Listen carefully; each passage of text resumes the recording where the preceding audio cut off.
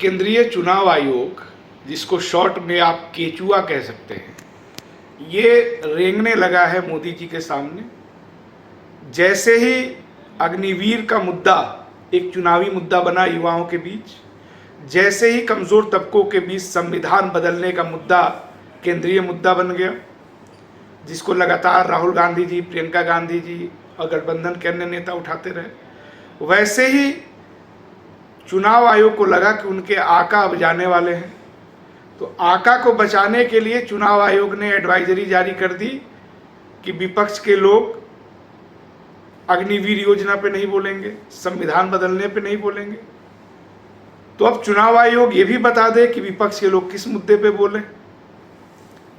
ये जो पद की गरिमा गिराई गई है, खासतौर से छठे चरण के बाद जिस तरह चुनाव आयोग डिस्टर्ब हो गया, विक्षिप्त की तरह व्यवहार कर रहा है, इससे यह अंदाजा लग गया है कि छठे राउंड के बाद से भाजपा चुनाव से बाहर हो गई है। और जहां तक इन मुद्दों का सवाल है, अग्निवीर योजना के बहुत सारे फायदे मोदी जी गिनवाते थे, अब पूरे चुनाव में इसका नाम नहीं ले रहे हैं।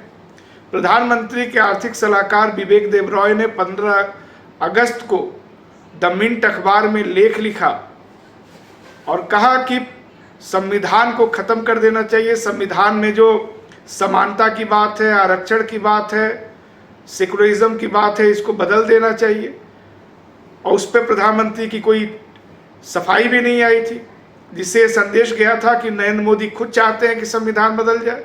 तो अगर विपक्ष के लोग संविधान बदलने की बात को इशू बना रहे हैं, जिसको खुद प्रधानमंत्री से जुड़े हुए उनके ऑफिस के लोगों ने कहा है, तो इसमें क्या गलत है? तो कहीं ना कहीं चुनाव आयोग को ये लग गया है कि संविधान का मुद्दा चुनावी मुद्दा बन गया है, अग्निवीर का मुद्दा युवाओं में चुनावी मुद्दा बन गया है। तब से ये लोग डरे हुए हैं और चुनाव आयोग को दबाव में लेकर के उनसे इस तरह की बयानबाजी करवाई जा रही है। अब चुनाव आयोग को ये भी बता देना चाहिए कि पार्टियां क्या क्या बोले, ताकि जो थोड़ा बहुत इज्जत है उनका वो खत्म हो जाए। तो ये अपने बर्बादी के लिए, अपने गरिमा को गिराने के लिए चुनाव आयोग खुद जिम्मेदार है। उसको योगी जी, मोदी जी के ट्रैप से बाहर निकल के जो उनका काम है वो करना चाहिए।